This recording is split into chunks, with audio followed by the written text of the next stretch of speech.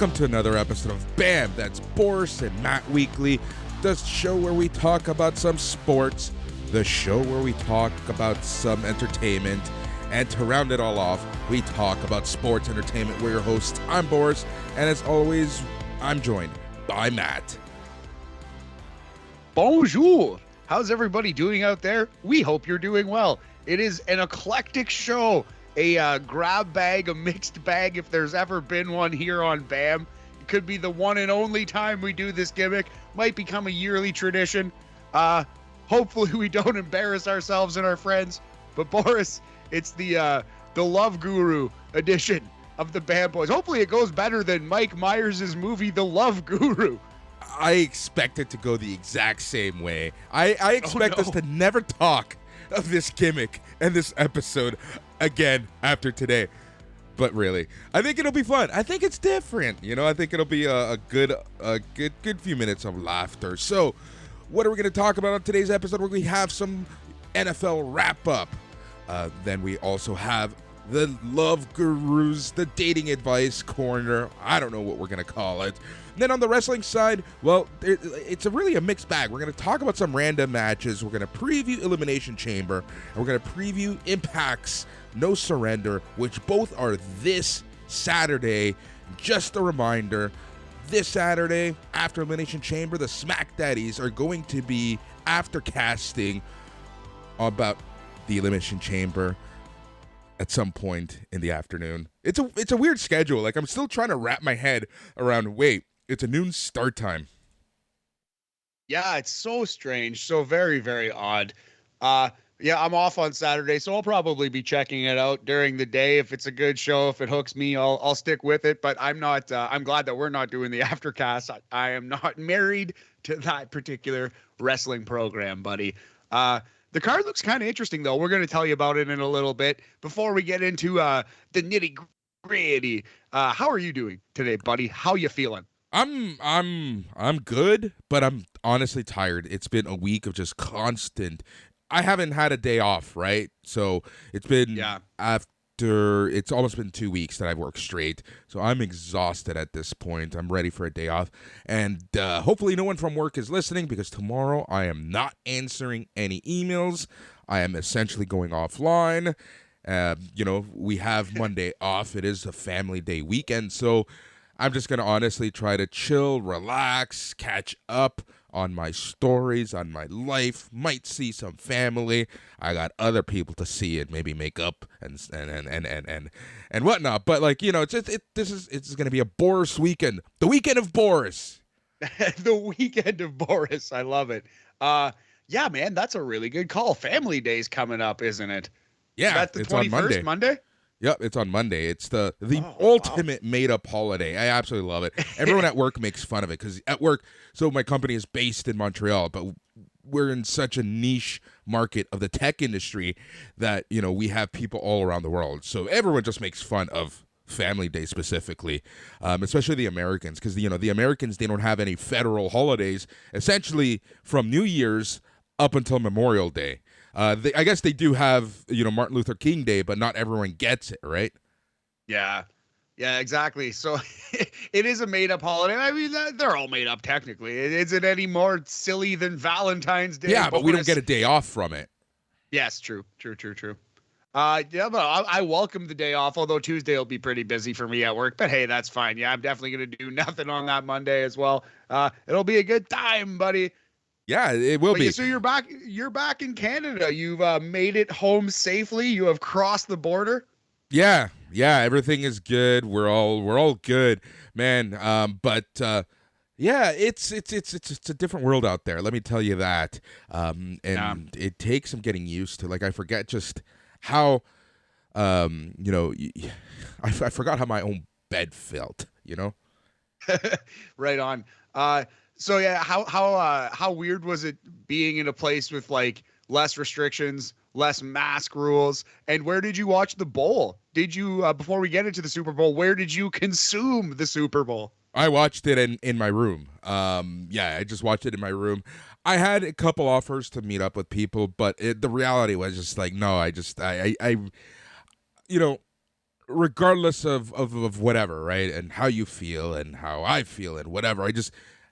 You gotta play it safe still, right? Like at the end of the day, the last thing I wanted was to be stuck somewhere and not be home, right? Yeah. So I just played that safe in that sense, and I was actually exhausted because I did work that day. We recorded the flagship show. I worked, and yeah, it was just a long day, and I knew that Monday was going to be a supremely long day with some pretty important meetings. So I just wanted to kind of chill. I don't know if you know this about me, but I like the occasional alcoholic drink. So I've seen and heard, yes. So I wanted to be sure that I was going to be fine for Monday. But yeah, so that was that. So I just kind of chilled, edited some commercials for SNME, did some SNME stuff to be 100% honest as I was watching the game. So that was pretty good and whatnot. But yeah, just kind of stuck to myself. Right on, man. Well, that's good. It's got to be done sometimes. It was a pretty good game. One of the best halftime shows I've ever seen. So it probably kept you entertained, and we appreciate your effort here at SNME and wherever it is your real job is as well. I'm sure they appreciate it too. Yeah, exactly. It was a very good halftime show. Actually, it was one of the best, since Bruce Springsteen and Prince, really. I think those three, including this one, have probably been the best in recent years. And it was a good time. What did you think of the So let's talk about the Super Bowl a little before before we get there, because that is sports talk. How are you, Matt? How's the life of Matt? I heard bits and pieces of your podcast with Joe. Sounded good. Joe with the energetic entrance. Holy crap. Yeah, Joe was fired up. I really appreciated that. Yeah, man, it was life is good. I'm doing well, hanging in there. Yeah, I really don't have much different to report. It's the same old thing. Not that it's my life necessarily, although I am running it, but the last patron standing thing is about to start. I'm very excited for that. Maybe I'll consider accepting some last minute submissions if you are a top tier patron. So I'll DM me, or I'll send a DM if you've already posted in the FB group, and we'll figure that out. But yeah, man, working hard. Life is good though, and I totally forgot about this day off Monday, and I can use one of them. So I'm quite excited for that, big homie. Yeah, no, it's so funny because of course, you know me. I'm already booked for Monday. Essentially, we're gonna record. On Mondays I typically record the It's Canon podcast. That's my It's Canon podcast day. But one of the things that we've been wanting to do is record a couple extra episodes. I like to call them timeless episodes, where they don't really need to have a date attached to them, right? It can be a random subject about anything that you can listen to at any point. So we're gonna record evergreen, as exactly. They say. We're gonna record 3 episodes on Monday, just so that we can have them in the bag. That way we can take a couple days off, a couple weeks off, and I can just throw that up and everything is good, right? So that's essentially my plan for Monday. Yeah, that makes a lot of sense, but that sucks for you because now you have a busy ass day. But yeah, gotta get a couple episodes in the bank for sure. We might do 1 or 2 of those on BAM in the future too. But no, I think we're pretty good on BAM and NXT talk. Yeah, NXT talk, it is what it is. We have to kind of record that after the fact, right? BAM, depending on what we talk about, we can always record that a little early. I know that we have a couple shows in the summer that we probably will do this. But I'm thinking we can take an afternoon, have a couple beers, be face to face, record the retro shows, and we can have those ready for whenever we decide to release those, which I guess would be the 20th anniversary of that company's start. Yeah, so June 26th, I'm hoping as close to that as possible to get the retro shows out. And still I'm 100% not quite determined as to how we're going to get those to you. There's a couple irons in the fire, but yeah, I'm excited for that, man. But you know me, man, same old, just working hard and also hardly working. Yeah, how's everything at Operation Sports? Very good, video games are coming out. There's lots of info about WWE 2K22 and MLB The Show, which are both coming out very, very soon. 2K Wrestling, I believe, is March 11th. And I want to say the show is April 4th or 5th off the top of my head. I forget. Yeah. But yeah, March 11th is WWE 2K for sure. And this is going to be it's a make or break year for WWE 2K. I am excited for the game, though. I am going to buy it day one, no matter what, no matter if it sucks or whatever. And we might even do some little streaming gimmicks for you at SNME Radio, Boris. The world is our oyster. Yeah, exactly. You know, that's actually another thing I've been working on, and I worked on the past couple days during my downtime, and that's I've been reconfiguring my Twitch account, my Twitch streams. Nice. I've been working on some backgrounds and stuff because, you know, BAM is a show that we've been wanting to kind of put on video. So I think it's almost time where we can do that.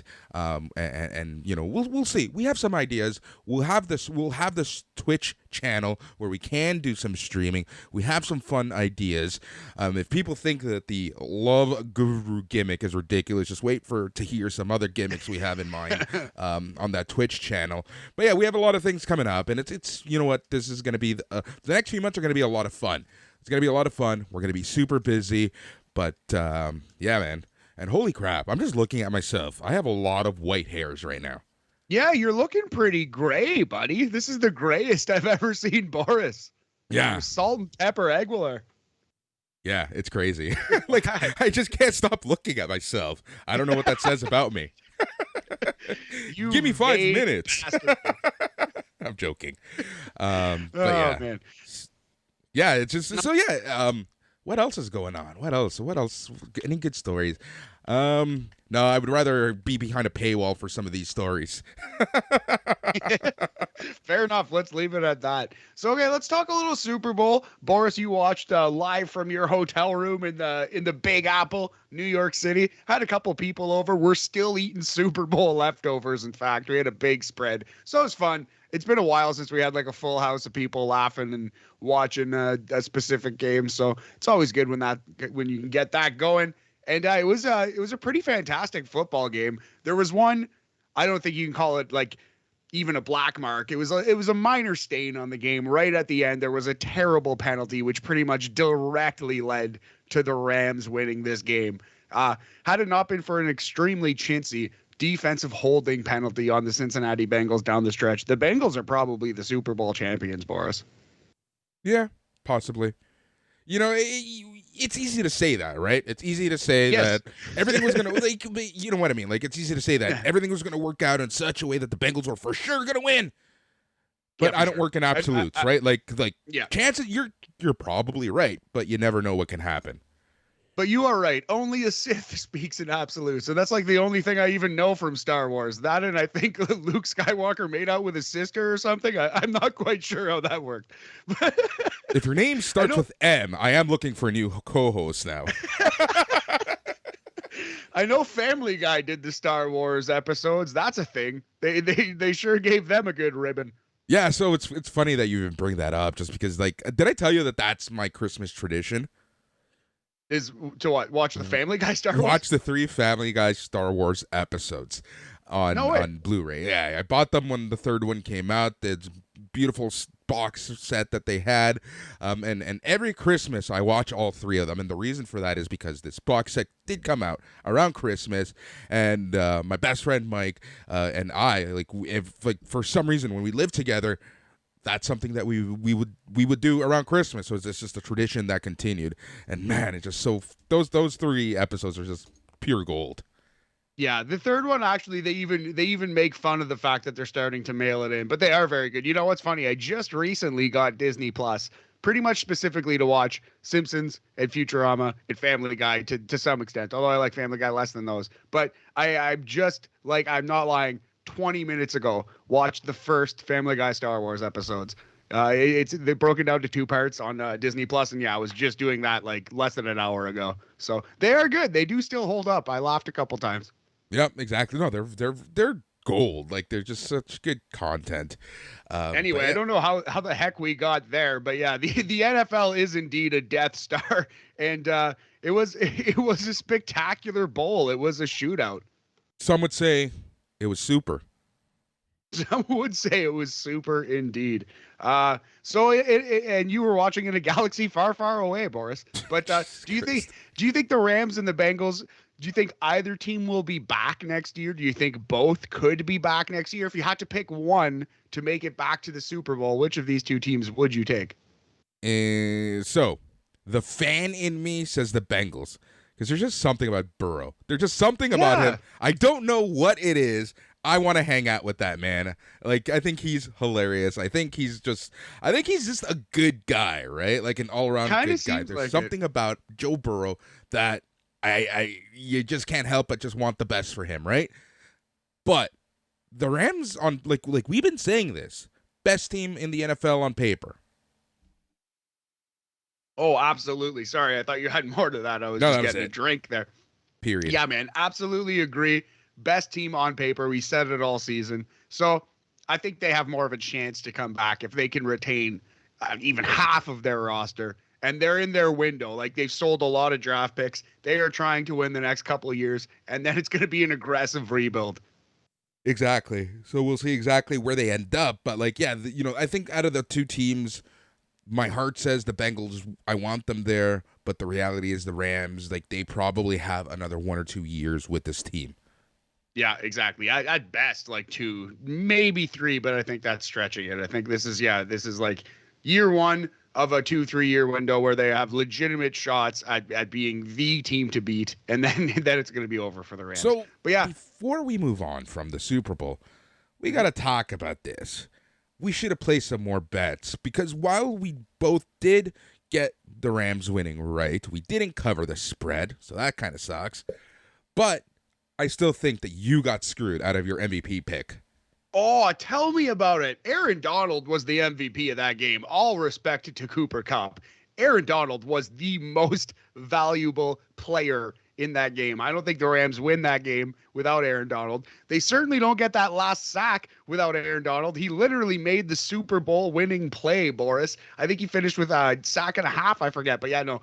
Aaron Donald should have been the MVP, but I feel vindicated and justified that we told you that he would be the MVP, and he was the rightful MVP of that game. Yep, and I still maintain that Odell Beckham Jr. was going to have an absolute beast of a game if he didn't injure himself like a moron, like an old man. OBJ actually might have won the MVP award had it not been for his injury, which, do we know if it's a torn ACL? Do we know exactly what it is? No, but they're thinking it's a lot worse than it seemed, right? So, yeah, hopefully he can come back, man, because that's a couple bad injuries for Odell. But yeah, the Super Bowl halftime show, definitely worth your time. If you haven't seen it yet, go find it on YouTube. Very, very fun. 50 Cent cameo, Dr. Dre, Snoop Dogg, Eminem, Kendrick Lamar killed it. And also Mary J. Blige killed it too, Boris. Yeah. Those high boots. Whew, I'm a sucker for high boots. Let me tell you that. Anyone who knows me, and I know a couple extra people are listening to this episode, and everyone's saying, that Leonardo DiCaprio meme where just pointing. That's exactly what my friends are doing right now. Pointing at whatever device they're listening to on say, we know about you and high boots, Boris. We know about you and high boots. Are we going to be talking about high boots during the Love Guru episode? How to avoid at all costs, how to not let ruin life of. Not wear sweatpants, that's how. Okay, sweatpants and high boots is a look. I think I'll get it. I think that would work on me. For it. It is. Anyways. So as you can tell, we are going to give terrible love advice. I can't wait for it. But yeah, no. So honestly, it was a great way to end the season. I think the NFL, for lack of a better term, they're back. After a very awkward 2021. The end to the year, the way that they ended their 2022 was a lot better, and we'll see what happens. Now we wait and see, right? Yeah, and it feels like, hopefully, knock on wood, there's not. It's hard to predict with COVID and everything, but it kind of seems like we're out the worst end of the pandemic, hurting professional sports, and I think we're getting back to normal. So yeah, it's going to be clear sailing for here. At least football is coming back next season. We know when, we know where. It's more than you could say about some sports. Yeah, exactly. Yeah, so let's just, it kind of sucks. We're not going to be talking or watching any NFL up until September. But, whatever. We'll see what happens. All right, so NBA All-Star Weekend. I don't really care too much about the All-Star game. Even the skills competition isn't what it used to be. The dunk contest, you can only do so many dunks. Now it's just it is what it is out there, right? Like I don't have the same enthusiasm over the skills competition for the NBA All-Star game that I used to, like even 5-6 years ago. Agreed with you, man. I was 13 years old. It was 2000 when Vince Carter did his damn thing and like tore the roof off. It was the best skills contest probably there ever was, right? And yeah, I know they're kind of. I've been chasing that high ever since watching this thing, but that's what the skills contest is for the kids. All-Star games are for the kids. I think that's like the prevailing thing. So like the older we get, the less it is for us. You know what I mean? It's not really meant to be a hardcore serious thing. It's meant to be a celebration to bring people, casual fans in. Yep. So I'm glad it exists. I'll watch it out of the corner of my eye if I'm home or if I'm at a bar that has it on, you know what I mean? But I'm definitely not planning my night around watching the dunk contest. But there was a couple years there when I was a teenager where it felt like the dunk contest and the three-point shot was like the most important thing in sports at that time, especially when Vince won it. Like that was such an event. Yeah, exactly. Oh, when Vince won it, that was just insane. But the reason why I bring up the All-Star game, and I guess we should also chunk in the NHL in there, is that probably next week we should do a check-in on the state of these sports and these leagues, and kind of see where we are in the standings, see how good or bad our predictions look, and we can just kind of chat the state of the NHL and the NBA. Yeah, I liked it. We did it in the first show in December. Maybe we'll do it in the first show in March. Maybe we can wait 1 week on that, and we'll do it first show December, first show in March. The professional sports leagues check in. Yeah, we'll figure that out though. We're due pretty soon for sure. Yeah. Baseball. Did you watch any of the NHL skills? Sorry, did you watch? I like the NHL skills more than the NBA at this point. So I like the TV presentation of it. I think they did a really good job of making it an event. Yeah, it's coming along. Some things are worse. Some things are way better than it used to be. So I'm respecting the attempts. I kind of like where the NHL All-Star Weekend is at.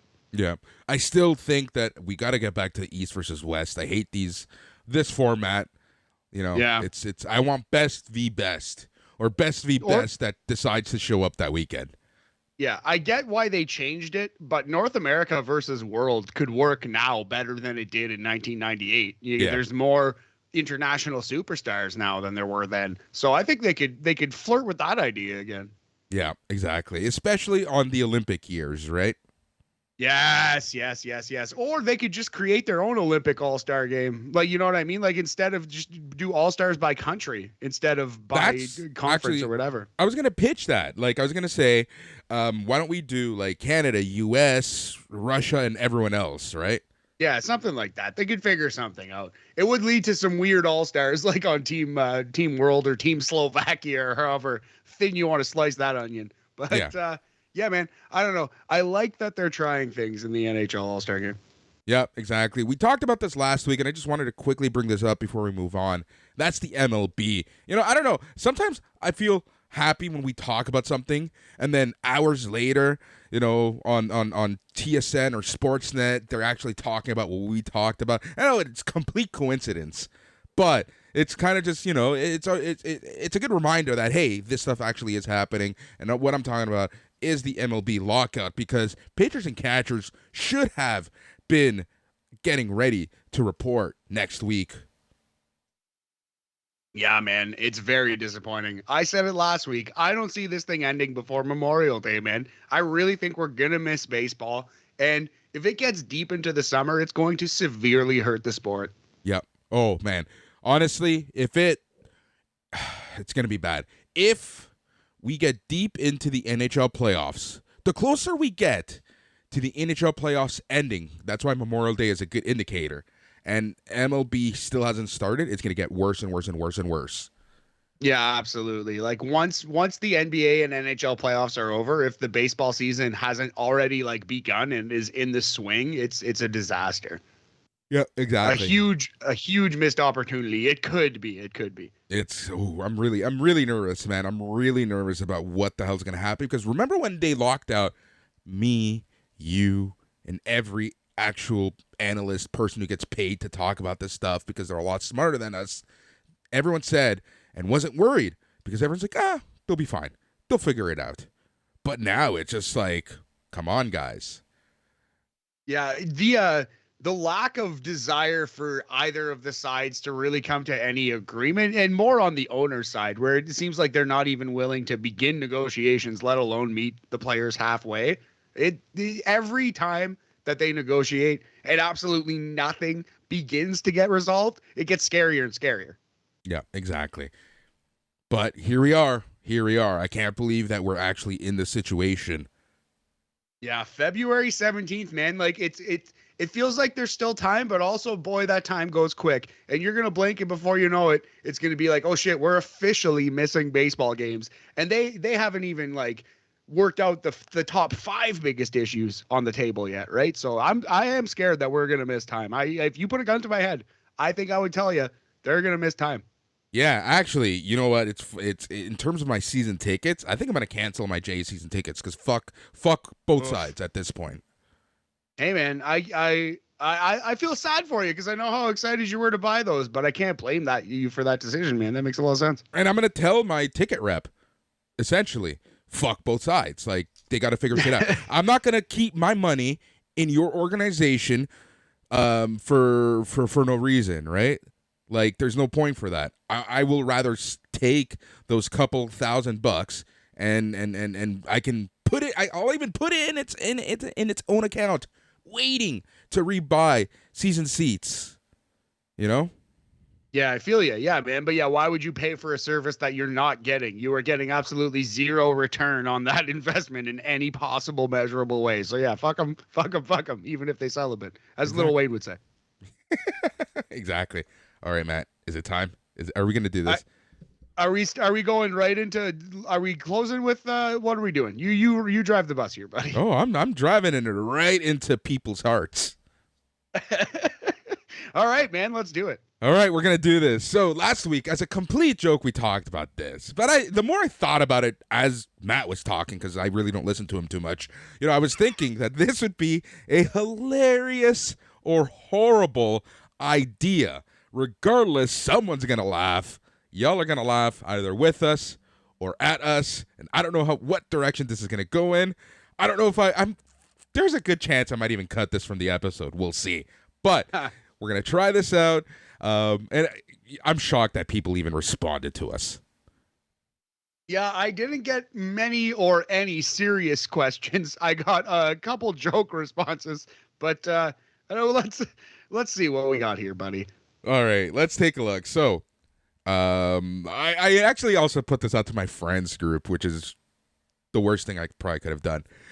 So, all right, let's take some questions. We're only going to do a handful of them. We're not going to spend too much time on this, but a little love-in with Bam, a love-in with Bam. That's what we're going to call this, the love-in section with Bam. All right, so we're going to take the first question from the Smack Daddy himself, and this is actually a legit question because we live in the age of online dating, right? We live in the age where people use their phones for everything, including finding dates, finding love, and it's a really different paradigm.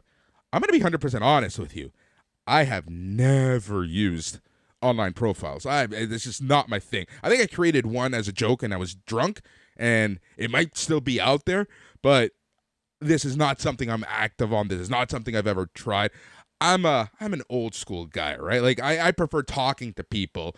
And the past few years have just been very difficult. But there's a question on that later. But you're a little more active on the Tinders, right? Yes. Yeah, especially Tinder specifically. I think like you said, I might have like years ago signed up. I think it was Plenty of Fish maybe I tried in like 11 or 12 or something, and I haven't checked it since then. And I yeah. So I don't like use dating sites, but I do use Tinder pretty regularly. So, and I think I, do okay on it. I'm not like Jose Lothario out here, Boris, but I manage. I love it. All right, so the first question comes from the Smack Daddy himself, Greg Faltham, and he says, as a married man, can you explain to me about these apps and swinging up, down, left, right? I'm confused. So I guess, we can talk kind of about what these apps are, and then there's kind of a follow-up question that we got outside of this from someone I know that I'll kind of bring up as you talk about this. And so yeah, basically what Tinder is it's a little app, and like you open it up, you throw some pictures on it. It can link with your Facebook profile or your Insta if you want, and yeah, you just write a little bio, throw some pictures on there, and then you see a bunch of other pictures of people and their bios, and you either swipe right or click the heart and you like that person, or you swipe left or click the X and you don't like that person. And if two people like each other, they match, and then they can open a conversation. And yeah, it's a pretty good way to meet people. It's not like it's tough, especially it's very, very different. I feel like for men and women, and I can't speak to a woman's experience because obviously, Boris, I am a man, but just from reading things and talking to women on these dates, they get inundated with dudes, and a lot of dudes are disgusting, and there's like a lot of dick pics and a lot of, nonsense to wade through. But women have like a lot of matches on Tinder, right? So they can pick and choose a lot. And I feel like it's not necessarily the same for every guy. Although, again, it's just a lot of it is taking good pictures and having a good bio. And more than that, once you actually match with somebody, being able to talk to them to some degree at all, right? Like, at the end of the day, Boris, it's just people finding people and talking to people. But right. But don't you think this is like a legit question from me? Don't you think it's a little superficial that the only reason that you're talking is because you've found each other attractive? Oh, it's 1,000,000% superficial. And yeah, when the Tinder, when it first came out, the very idea of it bothered me to some degree. But at the end of the day, that's all interaction, right? To some extent, if you're going up to talk to somebody and you're flirting with them, you've already made the swipe right, swipe left choice in your brain. You've already done it. So I think if anything, Tinder is just a streamlined way to say, these are my intentions. This is exactly what I'm looking for. You know what I mean? And hey, I think you're cute. And if you want the same thing, let's go hang out. Yeah. All right. So in kind of related to this, Craig asked, what type of dating profile is best for online profiles? Well, super cheesy, but like, be yourself. Like, you got to some extent, you have to do what feels comfortable to you. You can't like be acting. You can't be faking it really. But I don't know. You got to be like clever. You got to be like, not even like Shakespearean, but write some kind of, I personally find it better when I can have some kind of interaction, some kind of clever joke, or some kind of just above and beyond conversation. Don't just like one word people, right? And be okay with shooting a lot of shots, because it's not going to be everybody who like responds to all of your things. Like, don't take it personally at all. Don't really go in with expectations. But yeah, just kind of, I don't know, show off your hobbies and what you think you're good at, and maybe a pic where you think you look handsome or pretty, and just be yourself in there. It's funny that you bring this up, because I never really thought of it this way. I never thought, and it's true. It's obvious, right? I'm more of a face-to-face person, right? Like, I will go to a bar. I will just randomly sit at a table with people and start talking to them, or I will go up, buy somebody a drink, or whatever. Like, I'm very kind of, dare I say, old school in that sense, right? Or whatever, like, or from friendship spawns whatever, right? So I'm kind of old school in that sense, and I never really thought of what you said of the whole, you're already kind of mentally doing that swipe in your mind. It's true, man. You know what I mean? It is a little gross to be like, no, you're not good enough for me. X, like swipe left. It doesn't feel great necessarily, but yeah, man, it is what it is. I just think it's a streamlined way to do it in this modern age. It's it just fits with the times, you know. Yeah, and kind of here talking about the day and age of when we're kind of trying to date. You know, Andre asks, how hard is dating now in the pandemic age? You know what's funny? You can tell whether someone is with somebody, married, or single based on just the question that they're asking. Yeah. For sure. It's tough. It's gotten way tougher. I think I was like, yeah, probably, I don't know what kind of words you want to use this. I don't want to sound like fucking Barstool Sports here, but I was probably in like the biggest hot streak, quote unquote, Boris, of my life before COVID.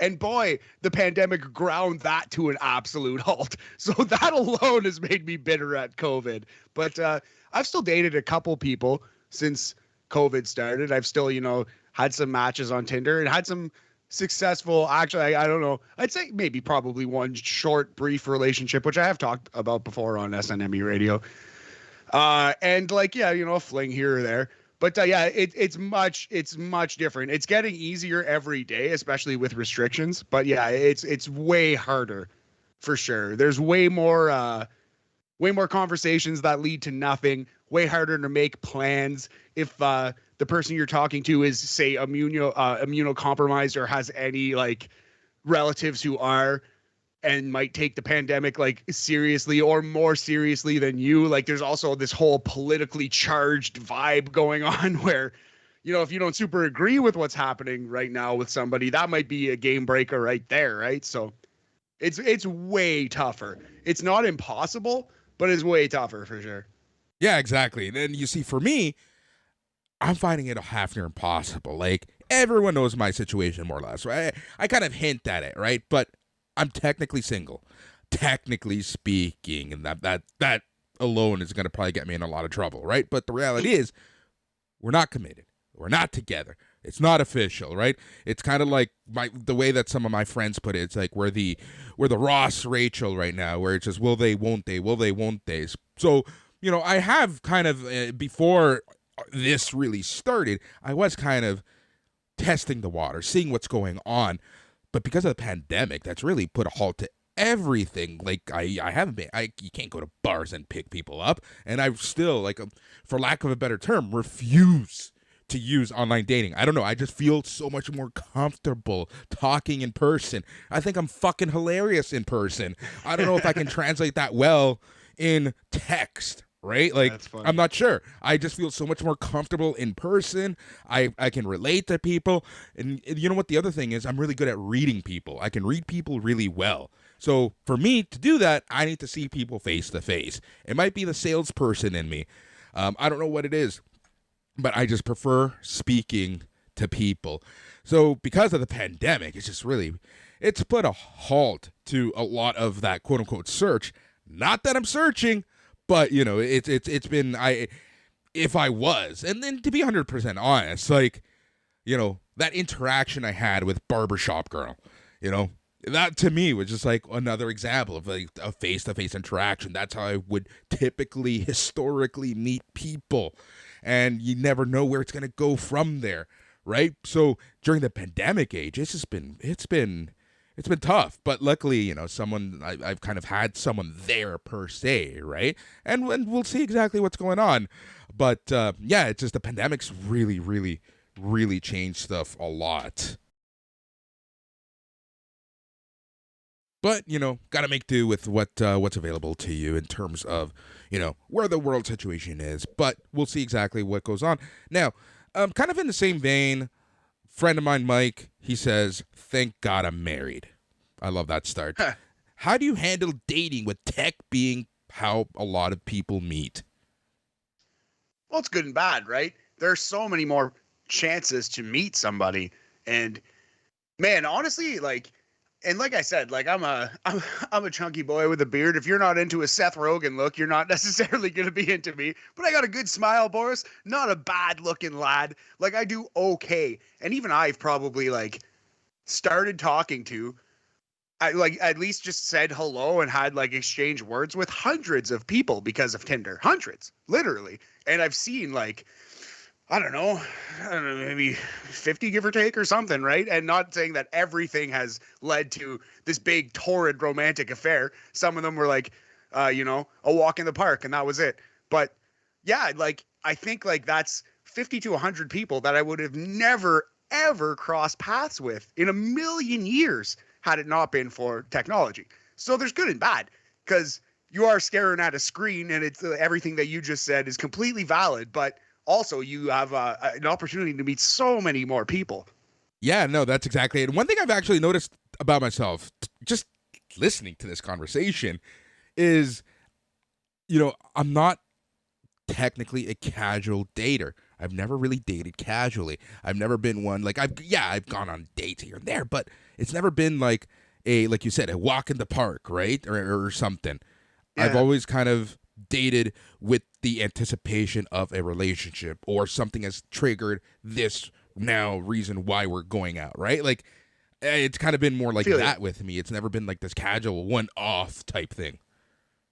Yeah. And that's kind of like you got to know going in that it very well might be a one and done situation, right? And you can kind of gauge from the conversation. Sometimes you have like, you exchange like 10 messages with someone and then you meet them. And sometimes you message someone for like a month before meeting them. It's very case by case. There's no rule book to this stuff, right?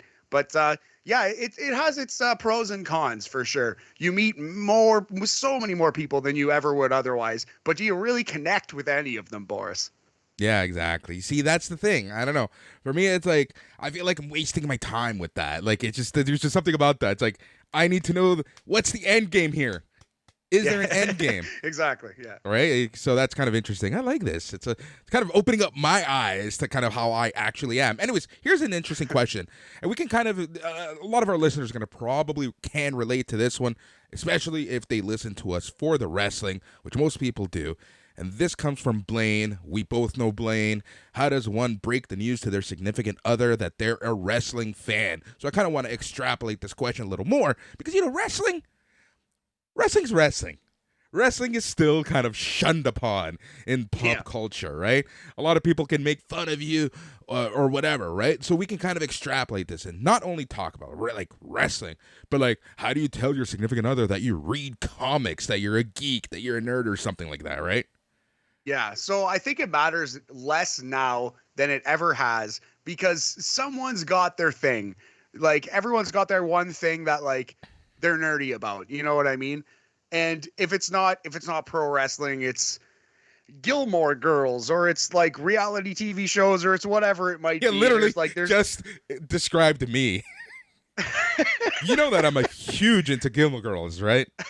I didn't know, and it doesn't shock me one iota. I am not surprised in the least. But yeah, no, so it matters less than ever before, but obviously it's best if like you can find a girl who's into wrestling, or if you're a girl, you can find a guy who's into wrestling. Obviously that's ideal, but that's definitely not, like a deal breaker. What I just think, wrestling is a weird one too. It's one that you need to maybe like don't open with on the first date. Maybe wait till date 2, 3. Maybe be like flipping around the channels like, oh, SmackDown. That's funny. Maybe I'll leave it here for 5 minutes. Pull that move, like ease it in to the conversation. But I just think, yeah, it's 2022. So everyone has at least one kind of nerdy, kind of loser, kind of dorky thing that they like, Yeah, the way that I see this, and I know this is going to sound cheesy, and I'll be 100% honest, when I was in high school and like the very beginning of university, I kind of hid the fact that I watched wrestling. And I actually wasn't watching too much wrestling at that time, but I never really showed the true geek in me, right? Like I kind of hid that portion of my life, right? Dare I say I was a closeted geek, for lack of a better term, right? Like it's just something that I kind of felt like wouldn't get me far. So, but now I'm just like, fuck it. Like I want the person that I'm with to know the real me. I would feel horrible knowing that I can't express myself with podcasting, with wrestling, with geek stuff, with pop culture stuff, if my significant other isn't into that as well, or at least knows and accepts the fact that that's something I'm into, right? Absolutely. But at the same time, and it goes like this with any kind of weird obsession, like you can go too far and kind of like turn people off just by like being weird yes. about it, right? So like, yeah, exercise caution. But I 100% agree with you. Like at the end of the day, if you're actually going to really be with someone, they should you shouldn't be acting around them. You shouldn't be like lying to them essentially, and like they should be okay with who you are. But yeah, maybe don't open the first date with "I'm a huge wrestling fan." It's probably not the most attractive thing in the world. Yeah, exactly. Or you can be lucky, wear a wrestling shirt, go get your hair cut, and she talks about your New Japan shirt, and you have to. Yeah. Anyways, so this one comes in the same kind of vein of the previous question. This comes from Andrew. He asks, "I want to watch wrestling. My girlfriend wants to watch reality shows. If they're talking about Mondays, she wants to watch Below Deck for sure. Anyways, we fight over the TV. What should I do?" Well, it's all about compromise, right? Maybe 1 week on, maybe 1 week off. Maybe you do like, honey, you can use the TV, but if it's cool with you, I'm going to watch Raw on my laptop and just like, or on my phone and like watch it with her in the same room, but just kind of have a headphone in. I do that often where I watch something on my laptop, but I'm hanging out with, even my roommates, but with a significant other or a lady friend or whatever it might be. Like that's a standard thing. So Boris, it's all about compromise. These things, you just gotta meet each other halfway. No, and that's exactly it, right? So my assumption here is that the significant other, the girlfriend, wants to watch something with him, right? Like Right. Monday night would probably, and I'm assuming it's a Monday, would be the night that they hang out and they watch something together, right? So, and I think that's exactly it. Compromise. 1 week on, 1 week off, or crazy idea, if you have the ability, PVR whatever it is, and find something in common to watch. Watch your Netflix show, right? The one that you'll get yelled at if you watch an extra episode.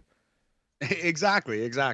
And it might your mileage may vary on like I'm gonna watch a separate show in the same room with you on a separate device with a headphone in. Your mileage may vary on that, but I think there's a way to do that where you're both watching a thing and you have like a common conversation. It might be more of an old relationship thing, like a long-term relationship thing than a new dating scenario though. That might be like a married couple thing. Yeah, exactly. Again, you gotta take that into consideration. Or like you said, you can't like go from 0 to 100 on date one in terms of fandom. Any fandom. It doesn't just have to be wrestling. It can even be sports, right? Like sports 100%. Tends to be a very hot topic among relationships. Yeah, if you're like one of those Patriots fans who like, got Tom Brady's fucking number 12 tattooed on my fucking back or something. That was a terrible Boston accent. I need to do better. We can work on that and we'll get back to you, Boris. But yeah, you know what I'm saying? Like, yeah, you can be a super fan in a number of things. Actually, I had my most long-term relationship and, quote unquote, the one that got away, Boris. We bonded over wrestling big time. Part of the reason why I'm here talking about wrestling to some extent now is because she got me back into it. After Benoit, I might have quit. But around 2010, 11, I started dating a girl who loved wrestling, loved Lita and Kane and the Hardy Boys. That's amazing. I love that. I love that story. I know you've told me that a few times. Yeah, it's yeah. All right, so one more question. This one's a little more on the serious side. So bear with us. Kim asks, "My boyfriend hides his phone from me. Is this bad?" Well, it's not good. It's not good. Is it necessarily proof of anything serious? No, but it's not good. Like, I don't have a password on my phone. I realize that's bad, but I have nothing to hide. I don't give a shit. Like, you know what I mean? Like, if you want to see, there's probably a couple pictures that I should delete actually off of my phone. Having said that, but I have nothing to hide. I'm not hiding my phone from anybody ever in my life for any reason. Now, I still don't want people to grab my phone and start scrolling through my shit. You know what I mean? This is my phone. Please don't touch it. Please. So maybe he's just a very private person and I'm just less private, right? Like you can't say like, oh, this guy's definitely cheating on me because he doesn't want me to see his phone. But it's a small red flag. It is. I think that is a valid concern. It's not good, But I wouldn't lose my mind over it. Maybe it's not even worth a conversation, but it is worth, quote, keeping your eye on. I don't know. But like I don't mean to be rude about this, but it's his phone. What do you care what he's doing on it anyway? Like, it's his business. Dude, that was exactly my thought. Like, what do you need his phone for? Like, to me, that's a little on the controlling side, right? Like, to me, yes. on the guy side, I love you, Kim, but I gotta say, and I'll tell you this to your face a little later, that's a little controlling. Like, that's, from my point of view, that's a red flag on her. I can see that for sure. And it depends. I'm not there. I don't know if he's like shielding it. Like, no, don't look, like, you know what I mean? Like, it could be to a point of like extreme, a situation. But yeah, I feel like in this scenario, and maybe it's just because we're men, Boris, and I'm not to try to draw aggressive gender lines or anything, but I feel like in this scenario, maybe it's just his phone and I wouldn't freak out too much. But also I do think it's a somewhat valid concern. Because if you have nothing to hide, you have nothing to hide. But it's his phone, not yours. And that's the thing, right? So here's a good story. Last week, I was trying to connect my phone to Fred's Bluetooth speaker. We were having trouble. She just grabs the phone from my hand, okay? I don't know why. I have nothing to hide. I am an open book. By God, we're doing this right now, right? Yeah, so that tens of people can listen to us about this. Dozens and dozens of fans. And dozens of fans. All two of them are parents. And my parents wouldn't even listen to me if this was like a Latino show. Anyways, I have nothing to hide. Total open book. But my heart still kind of skipped a beat when she grabbed my phone. Yeah, you're just like, well, that's my phone. What are you doing? Get off my phone. I don't like people playing on my phone, as Dave Chappelle sketch once said. Yeah, like there's just something about that, right? Now, if you're in the situation, and I've been through this recently, and that's, where the person that you're with is kind of hiding their phone as they're texting, and they normally don't do that, or, is a little more conscious of where you are as they're texting and stuff like that. Now that's a cause for concern. Yeah. So I would run with this general rule. Your intuition, honestly, like 7, 8 times out of 10, it's usually right. But none of us are infallible.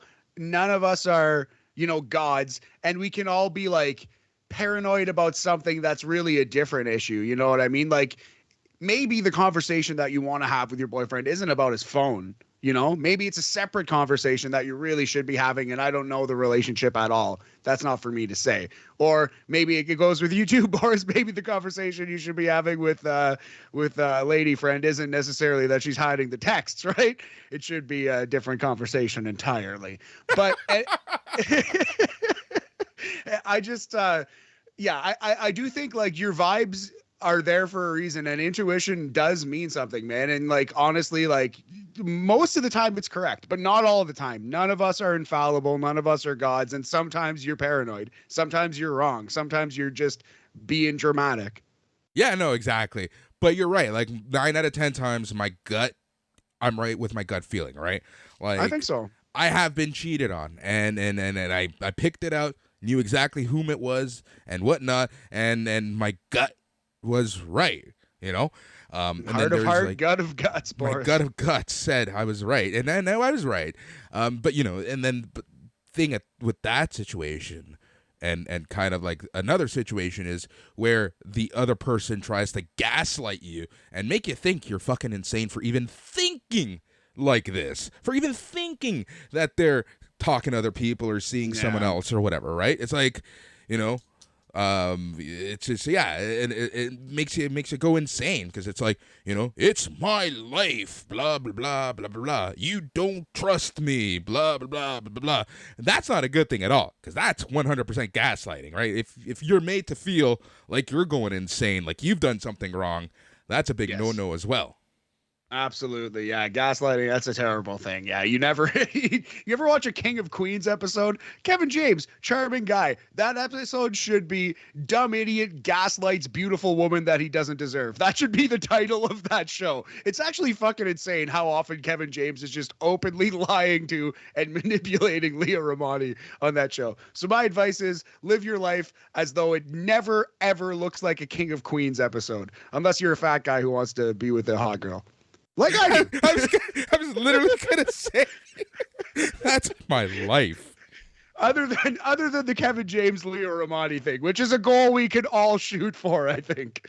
Oh man, I think that's a perfect way to put this to an end. Not gonna get too serious, but serious enough. We talked a little bit, and there we go. But I guess the thesis for this is that, look, man, dating is different nowadays with applications, with technology. Because of the pandemic, it's completely changed how dating is. And, like you said, I guess it hasn't changed as much as we think it has. It just like the amount of information that we're intaking, you just get a lot more options. Yeah, exactly, man. It's changed in the ways that everything else in the world has changed. It's maybe a little harder to make a real connection because, there's so much artificial crap out there, but also there's a lot of artificial crap out there, records amount. So, you can at least go entertain yourself for a little bit. Exactly. And be yourself, right? Be yourself and trust your gut. Yes. Literally, trust your gut of guts. Being yourself is the only option. Literally, the only option is to be yourself, because being somebody else will not work for more than maybe you can get lucky for one afternoon, but that's about it. Yeah, exactly. But yeah, so it's what I gotta say, that it's hilarious that I'm starting to say 1,000,000% or 1,000%. You're using gut of guts. Even though you hated Jesus Christ. Gut of guts, actually, you said that first. That made me laugh, and now I've turned that into your catchphrase. But yeah, 1,000,000%, 1,000%. That's definitely my influence on you. I do that all the time. People hate it. Yep. All right, man. So I think that's that. I think we're going to move on to the wrestling portion of the show. So that is Love Line, or whatever the hell I decided to call it. Yeah, that actually was not the disaster I was scared it might be. We'll do it again next February. Yeah, well, it could have been a disaster if we went with some of your questions, I'm sure. Okay, I just need to know. I'm curious. What type of things? You don't have to mention any names, but just what type of questions were you getting? Asking for a friend. As of late, I've been seeing a lady friend, and she always wants to meet on a corner. At the end of the night, she always asks me for money, and as of late, I've been getting a blistering rash. Should I be worried I'm allergic to something she might be wearing? Perfume, oils, etc.? Or should I look over this because I mean my friend, have the feels for her? So I'm not gonna name names, no. But a randy fellow sent that from the dark side of Oz, sent that question, and indeed it was a blast. Indeed, what I would suggest is see a doctor, you idiot. Oh my God, that's actually hilarious. Yeah, it was funny. Yeah, Randy's a good guy. I mean, Randy's friend is a good guy. No, but it's actually kind of funny because it's I got a lot of similar questions, so I got about 10 total, right? And they were all kind of similar, so that's why I kind of wrote them all down, put them here on my phone, and that's why I'm constantly looking off to the side, because I'm looking at the questions and seeing which one best encapsulates a lot of what was the common themes. Anyways, enough of this. Let's move on to wrestling. Dude, there's 2 shows. Well, no, I'm sorry. Actually, there's no pay-per-view on Saturday. There's a premium live event and an Impact Plus special.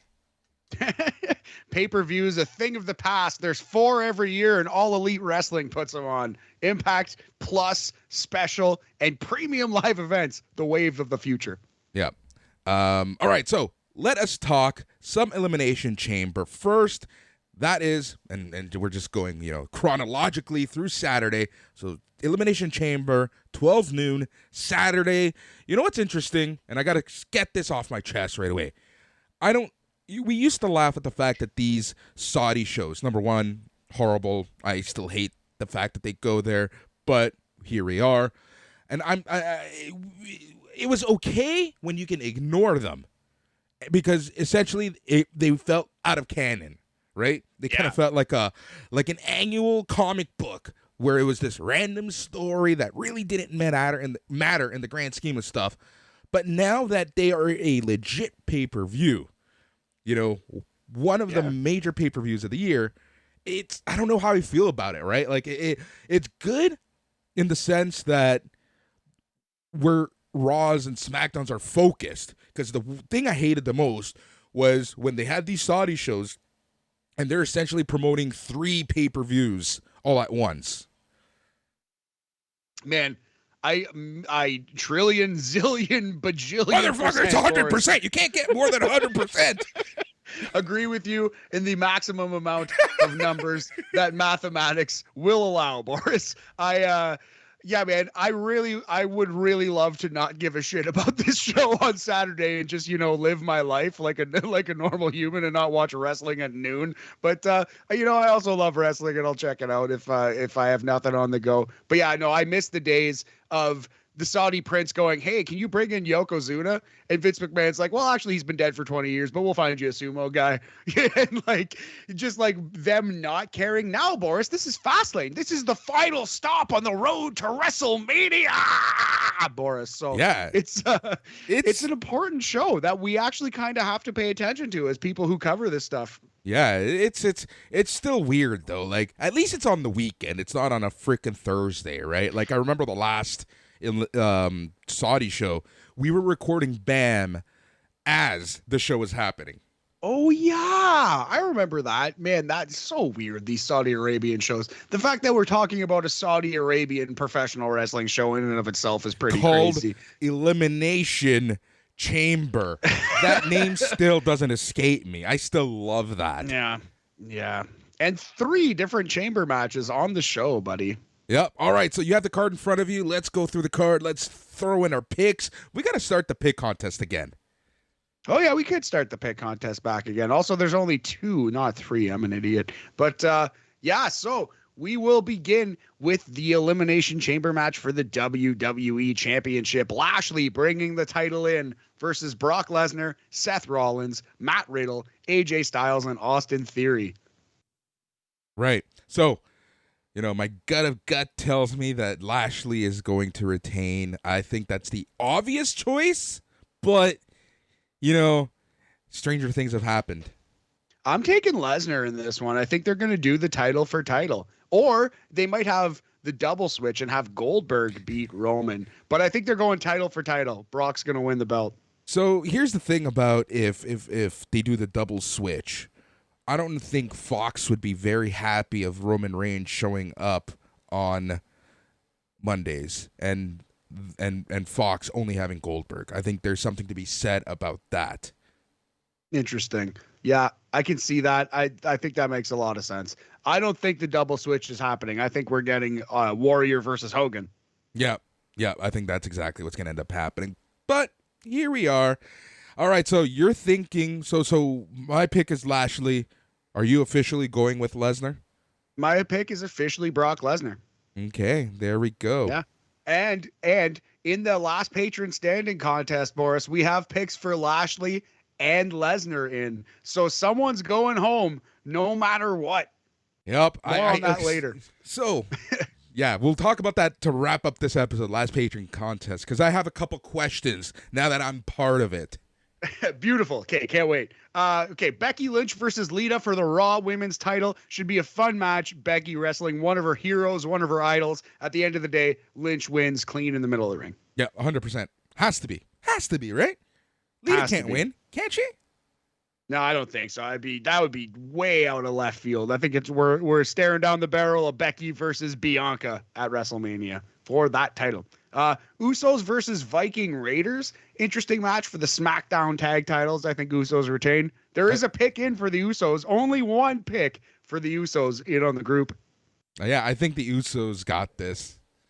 I agree. Roman Reigns versus Goldberg. Universal title. I think this could be We could be nearing the end of the Universal title for a while. If I was booking WWE, the first thing I would do is get rid of the Universal title and have the champion appear on both shows. I know that USA and Fox don't necessarily want it, but I think WWE, I think they could sell them on it. They could be like, listen, Roman Reigns is the biggest star, or Brock Lesnar. He is the champion. He is on your show. What the fuck else do you want?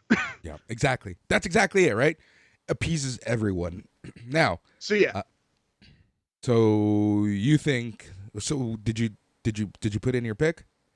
Yeah, Roman's going to kill Goldberg 5 minutes or less. Yeah, that's what I'm thinking as well. I also think that, logically speaking, Goldberg isn't booked anytime after the Chamber.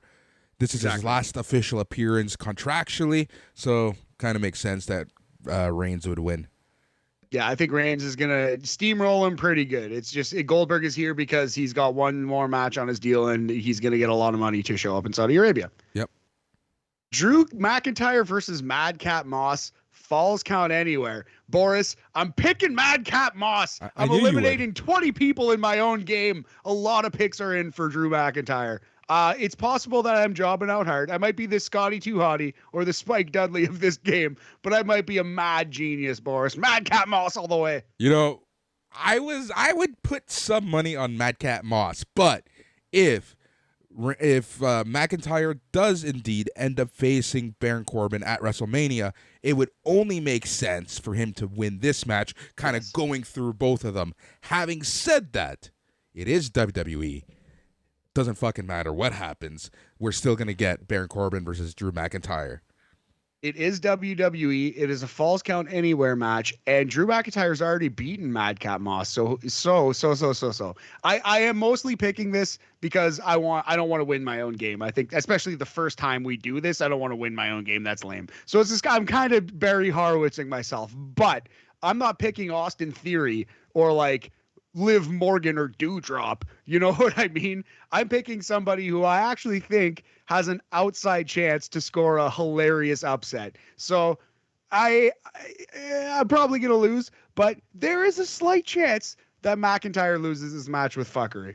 Now, more important question, Matt. Will this match be higher or lower than the Madcap Moss line? That's an interesting question. I'm thinking higher. Madcap Moss has improved. We might in the coming months need to entertain changing the name of the Madcap Moss line, but for now, I'm hoping it'll be over. Yeah, we might have to call it the Von Wagner line soon. He wishes. Maybe in a year. The way you fucking said that, I wish people could see the camera sometimes. I think I went full Kermit the Frog drinking tea meme there. Yeah, you did. That's why you just burst out laughing. Honestly, to me, and I said it last week and I'll say it again, half of the entertainment value for myself is the camera on this show. Yeah, that's why we got to get these things on YouTube. As soon as we can start recording live in person from the basement apartment, we'll be back on YouTube. We can even do it like this, right? Like I'm fine with that. True. Anyways, let's continue. Yeah. Women's Raw title Elimination Chamber #1 contender match. So the winner of this Elimination Chamber match is the #1 contender for the Raw Women's title, Liv Morgan versus Rhea Ripley versus Bianca Belair versus Dewdrop versus Nikki Ash versus Alexa Bliss.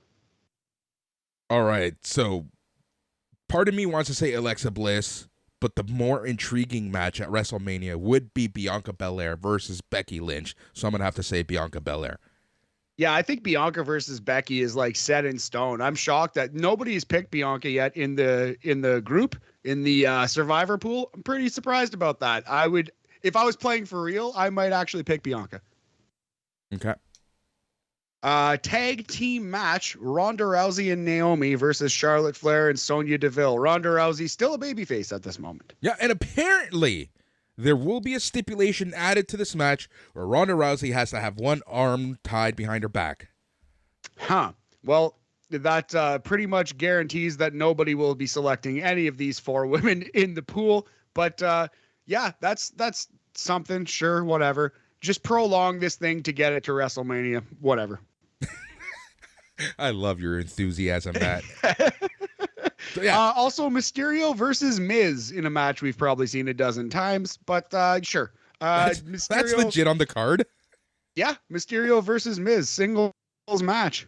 And you know what? I'm still shocked that Mansoor isn't officially on the card. Yeah, Greg actually sticking to his guns is picking Mansoor despite the fact that he's not on the card, just in case he gets added to a pre-show match, or if they need time and they throw in like Mansoor versus Austin. Ricochet. Not Austin Theory, but I don't know, whoever. Ricochet. Ricochet, yes, perfect.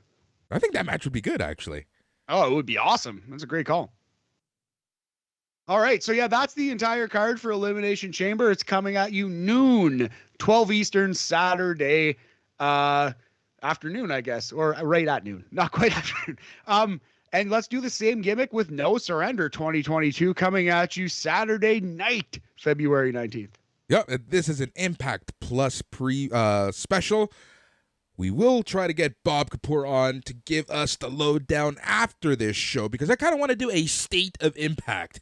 I want to get the goods. I want to get the fuzzies and the happies on someone who actually watches this product. And there's, like I've always said, Bob Kapoor, Impact's #1 fan out of 1 fans. Absolutely, yeah. So we'll do that next week. We'll try to get Bam on the show, or Bam, sorry. We'll try to get Bob on the Bam. Bob on the Bam. So that we can do a BAM. All right, so here's the card for No Surrender 2022. This is a match that I'm actually kind of looking forward to. That is Jonah versus Black Taurus. Yeah, big hoss battle. That'll be fun. Couple of huge Mack trucks running into each other like it's Ottawa. Lord. All right, so who do you think is going to win that match? Jonah, probably. Yeah, I don't know for sure, but Jonah's already taken a loss in Impact Wrestling. I don't think they're going to beat him multiple times right away, so I think Jonah wins. Yep. All right, Jay White versus Eric Young. This is Jay White minus 7,000 kind of thing. Jay White is the huge odds-on favorite to win this. It would be a shocking upset if Eric Young won. No need for Eric Young to win this. Yep. Impact Digital Media Championship. Matt Cardona versus Jordan Grace. Yeah, yet again, booking and advertising an intergender match just leads to me not watching your show. Sorry, Impact. I will not be watching your program, and I'm not saying like you're terrible and you're evil. I'm just saying it's not for me, and I'm out. Yep. Impact Tag Team Championship. The Good Brothers versus Gorillas of Destiny. No, that'll be kind of fun. We've seen that match a million times in New Japan Pro Wrestling, but Tama Tonga and Tangaloa, but especially Tama Tonga, has really improved since the pandemic. One of the few guys who the pandemic inarguably made better at wrestling. Him and Toshiyashi. Oh, yeah. Guy from Chaos. What's his name? Yoshihashi? Yeah, that's it. Yeah. Yoshihashi has improved greatly, for sure. Dookie's really good, too. Yes. The former Captain New Japan. He's gotten awesome. All right. Mickie James versus Tasha Steelz for the Knockouts Championship. Huge push for Tasha Steelz. They're giving her some promo time on the Impact Wrestling show. I think Mickey's gonna roll her, but this is by far and away the biggest match of her career. So I'm excited to see what she can do on YouTube after the fact. Yeah, Moose versus W. Morrissey for the Impact World Championship.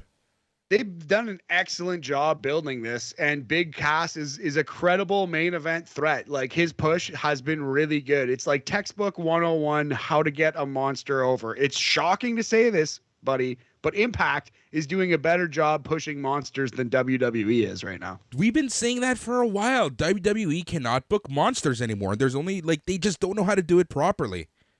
Yeah, 1,000% agreed, and I'm shocked that these words are coming out of my mouth, but they can learn a lesson from the way that Impact has used Big Cass. Yep. But I still think Moose is going to win. Yes, I agree. Yeah, you don't take the belt off Moose yet. He's actually becoming something pretty buzzworthy in wrestling to some extent, to a small extent. Yep. All right, and then multi-person tag team match, Honor No More, Kenny King, Matt Taven, Mike Bennett, Vincent, PCO versus Team Impact, Steve Macklin, who's replacing Josh Alexander, who got sent home last week, Rich Swann, Chris Sabin, Eddie Edwards, and Rhino. So I wonder where Josh Alexander is going. I hope it's AEW, but AEW is very crowded. There might be certain other things sprouting up now. You never know where he's going. I think this match ends with Eddie Edwards turning heel, joining the Ring of Honor group. Yep. I'm looking at the list. Eddie Edwards is the one for me that makes sense. Definitely former Ring of Honor champion, excellent Ring of Honor champion. One of the more underrated ones. I feel like he doesn't get his due. He's an awesome wrestler, legend of Ring of Honor. I think that makes a lot of sense. So yes, Eddie Edwards to turn in the main event, and that'll be exciting. That'll be good. Yeah. Overall, outside of that one match that completely turns Matt off of this card, it looks pretty good. Like, I think it'll be a pretty good show. And again, Impact's in a pretty good position. They're doing some pretty good stuff. And, I'm excited-ish. I'm cautiously optimistic about Impact and their future. Yeah, and honestly, I'm not so set in my ways that I'm like, I would never give it a chance. But the fact that there is another show that day, like I'm already going to be watching some of, if not all of, Elimination Chamber. Yeah, you know what? I'm going to skip the Impact show Saturday night. So that's just how it is. If something incredible happens on it, I will watch it just for the year-end list, if nothing else, Boris, which I did update and is ready to go. Sportsfap.com. You can check that out. We have 21 matches already. It's been crazy here. You please tell me that Lee Moriarty versus that match from last night's Dynamite is in there. Lee Moriarty versus Bryan Danielson, number 13 on our list right now, buddy. Awesome. I love it. All right. So we got a press release for something very interesting. There's a new wrestling company, a new promotion. Yeah. Started by Braun Strowman and Ethan Carter III. All right. And I love the headline. EC3, former WWE megastar Adam Scherr. Yes, this is on the press release. To launch new wrestling company. It's called Control Your Narrative. They claim that they are going to be recording TV deals because an announcement is imminent. I say imminent because it's all spelled in capitals with an exclamation point at the very end. Their first show is March 5th in Orlando, Florida. And then on March 31st in Dallas, Texas, they claim they're going to have a TV special. Now, what's interesting here is, do you know who else is being featured on some posters for Control Your Narrative? Who's that?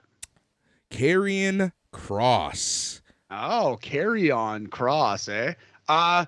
Yeah, I gotta tell you, a wrestling promotion led by EC3, Karrion Kross, and Braun Strowman excites me a lot less than one led by Cody Rhodes and the Young Bucks and Kenny Omega and Hangman Page, right? So I don't know. We all laughed at AEW and they nailed it. So we have egg on our face. Not everyone laughed at them, but I don't think this is gonna end up being AEW, buddy.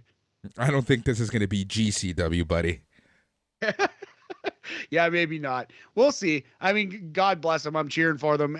Anything that gets any artists work, and especially pro wrestlers. We love wrestling around here. Anything that gets artists, wrestlers, some food in their mouths, some paychecks. Let's hope it works out. I doubt it does. Yeah. No, honestly, if history tells us anything, right? Like, sure, go ahead. Good luck, guys. But, yeah, it's just, we'll see. I don't know. To me, it seems very random. But if it's true that they do have a TV deal coming, that's a game changer nowadays, right? Oh, absolutely. Yeah. The ad revenue that WWE and AEW make, but WWE especially, they make so much off TV that they don't have to care about any other aspect of their business at all, except for keeping the lights on in the TV show. That right there's the issue, Matt, right? Like, because they are a public company, they have to put profits first. So because their TV deals are so prominent and bring in so much money, they don't give a shit about anything else. Yeah, and the way the company is structured and the way our world works, it kind of makes sense, but it's quite unsatisfying for us, the wrestling fan. Yep. All right, Matt, you watched some matches while I was busy working. Yeah. You watched some matches. Let's talk about some of the matches that you watched. I'm going to let you kind of guide the rest of the episode. Sure, yeah. So just want to touch base on a couple matches. Both happened on the same day in two separate promotions and two separate continents. Boris, we have a Rev Pro match and a Stardom match from January 29th, 2022, buddy. So we're gonna start with the Stardom match. It was a number one contenders match for the World of Stardom title. Julia, your girl, versus Mayu Iwatani. And this match was great. It was an absolute fucking war. These girls beat the hell out of each other, and the only minor complaint I would have with this match, spoiler alert, coming at you right now, another draw finish in Stardom. And I think we're going to draws too often in wrestling these days. And I kind of saw the draw coming down the stretch, and they hit you with the draw. So I understand why they're doing it, because they have a double show March 26th and 27th. So the way they set this up, they're both getting the shots, right? Syuri is wrestling Julia on March 26th. The winner of that match wrestles Mayu Iwatani on March 27th. But yeah, it's just a little dissatisfying at this point to see another draw from Stardom Wrestling in a big high profile match. Yeah, that's unfortunate, right? Like now at this point, I'm not gonna say I expect a draw, but it will really diminish my entertainment value constantly seeing draws, right? Like it the chances of another match with a draw ending up on our top list is really falling. Yeah, it would have to be an incredible match, because at this point it's just like, oh, they're doing it again.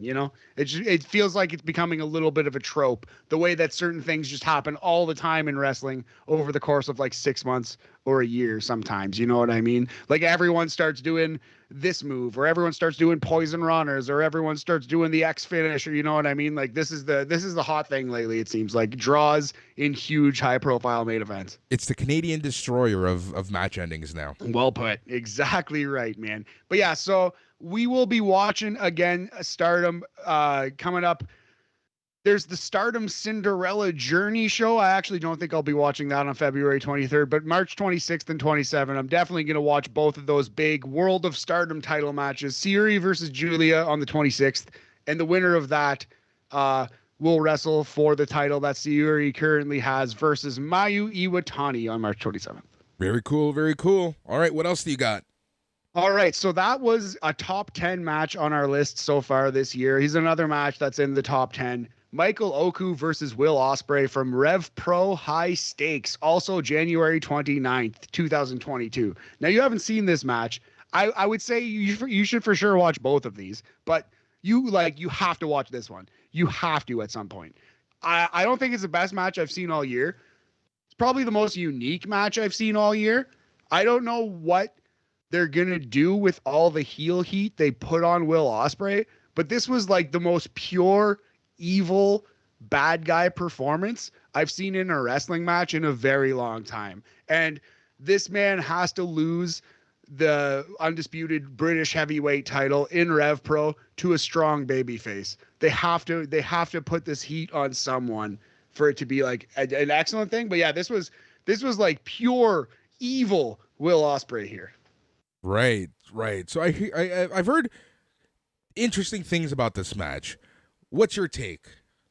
I think they went a little too far with the ending, and it kind of made Michael Oku look too weak, in my opinion. Paint me a picture. So here's exactly how the match went. It was back and forth, but Ospreay was more in control, being the world champion against this scrappy young underdog Michael Oku, right? But Michael Oku's girlfriend, brother, and parents are in the front row watching this match. And as the match progresses, there's more and more interaction from Will with the family. And you see his parents cringing at the bumps, and you see his girlfriend screaming and stuff.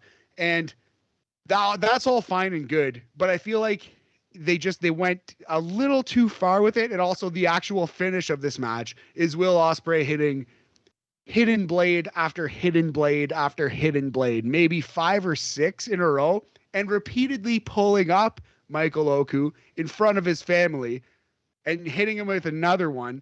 And it's to the point where you're watching this, you're like, are they going to actually have Oku win this match?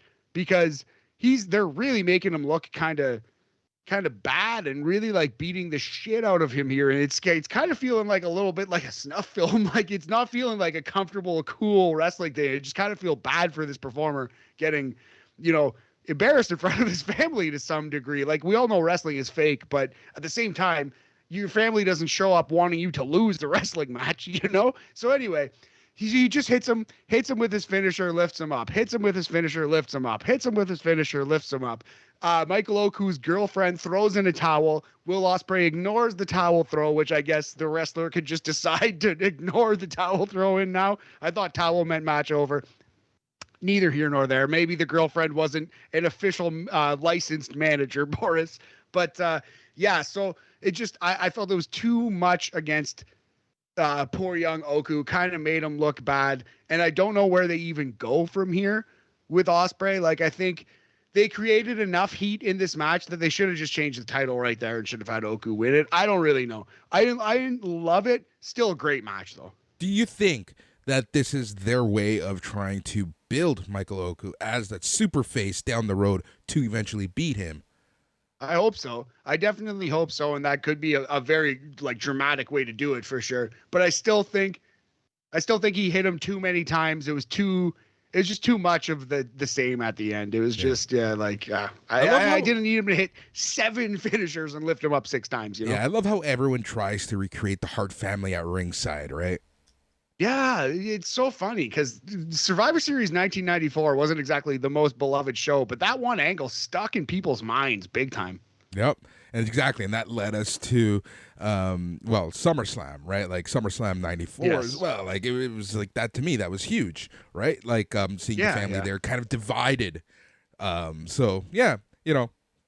not? Let's just take a book from them. But yeah, hopefully, like you said, or like what we were just saying, like, hopefully, because like from the sounds of it, Michael Oku he's done. That's it, whatever, right? But they can turn this around, make this now like his now it's his life goal to beat Will Ospreay because this is the guy who embarrassed me in front of my family.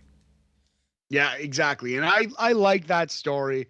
And let's hope this is not just like a random thing they did to be cool and stand out, and it is part of long-term storytelling.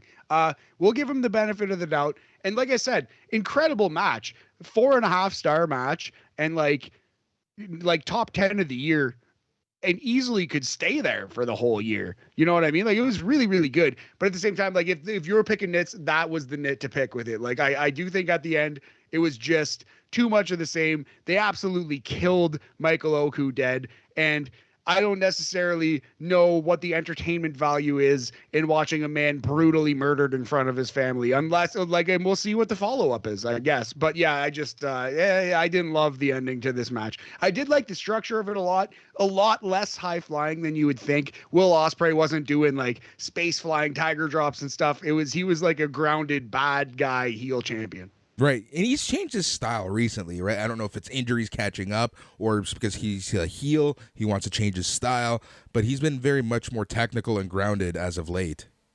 Yes, absolutely. I think it's probably a combo of both those things.